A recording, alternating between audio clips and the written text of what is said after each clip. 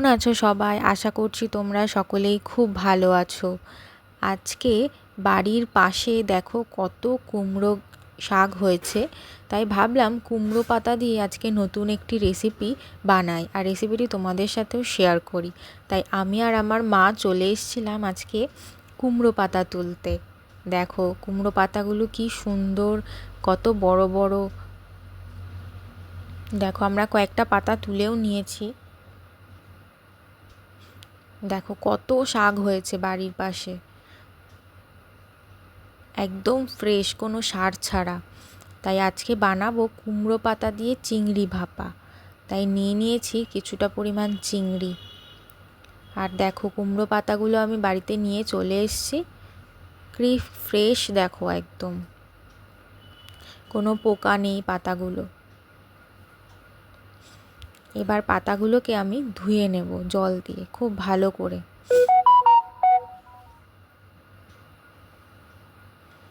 দেখো পাতাগুলো কি বড় বড় সাইজের।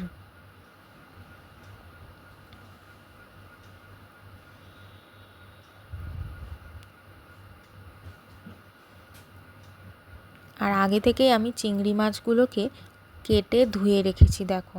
আর কুমড়ো পাতাগুলো আমি কেটে নিয়েছি ঝিরিঝিরি করে। এখানে দেখো কুমড়ো পাতার যে শিডটা হয় সেই শিডটা আমি ফেলে খুব ভালোভাবে কুচিয়ে নিয়েছি।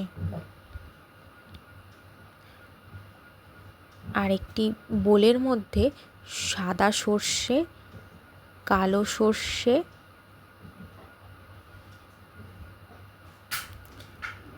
সামান্য পরিমাণ রসুন ও কাঁচা লঙ্কা দিয়ে খুব সুন্দর একটি মিহি পেস্ট আমি তৈরি করে নেব এখানে। তোমরা যতটা পরিমাণ পাতা আর চিংড়ি মাছ নেবে ততটা পরিমাণ মশলা নিয়ে নিতে পারো।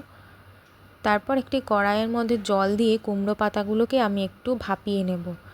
সামান্য পরিমাণ একটু নুনও দিয়ে দিচ্ছি, দিয়ে একটু ভালো করে মিশিয়ে ঢাকনা চাপা দিয়ে দেব।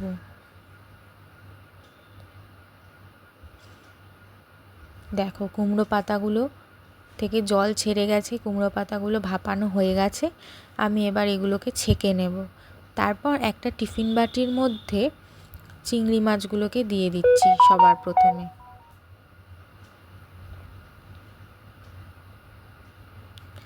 তারপর ওই যে রসুন, সর্ষে দিয়ে লঙ্কা দিয়ে যে পেস্টটা বানানো ছিল সেটা দিয়ে দিলাম।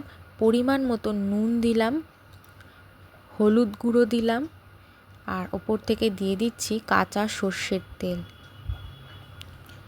সর্ষের তেলটা দিলে জিনিসটা খুব সুন্দর ঝাঁঝ হয়। তারপর দিয়ে দিলাম ওই পাতাগুলো, সেদ্ধ করে রাখা পাতাগুলো দিয়ে খুব ভালোভাবে এটাকে মেখে নেব। মেখে নিয়ে কিছুক্ষণ ম্যারিনেট করে তোমরা রেখে দিতে পারো।